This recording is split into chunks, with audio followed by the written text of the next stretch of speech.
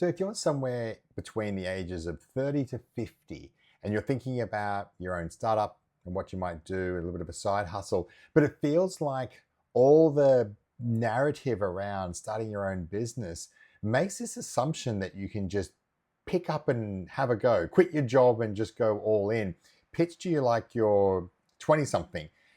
You're not wrong. Look, the narrative around founders and what you need to do and how it needs to be, it's 20 years ago. You know, the tech bro culture of being able to code your own app, eat pizza, blah, blah, that doesn't exist anymore. We're in a different world with a different set of rules and expectations.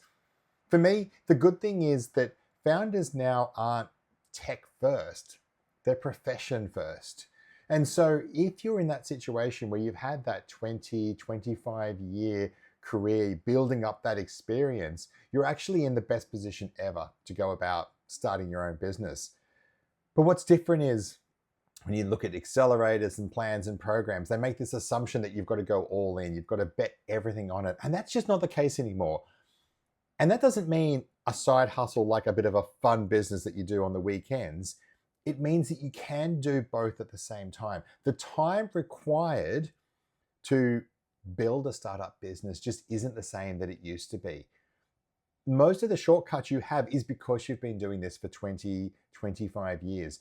That experience in an industry, that means you don't need to learn that again, right? You're not in your early 20s. You're not coming at this and having to learn the basics of accounting or how the law industry works or whatever it happens to be. You've done that. You've got that experience. The barrier that used to be the build, that's not there anymore, right? We can code these things. Really, the question is there a market that you can address, right? The known unknowns, can we build something? Yes. You know, what we don't have in technology now is that deep expertise. And so you're now in a position where you don't have to follow this typical process of quitting a job and going all in. You can employ a handful of experts to deliver some tests to see whether there's an opportunity for you. You don't have to quit your job. You can just do this on the side. It's not that expensive. You can learn quickly and you can always back out if that's not working.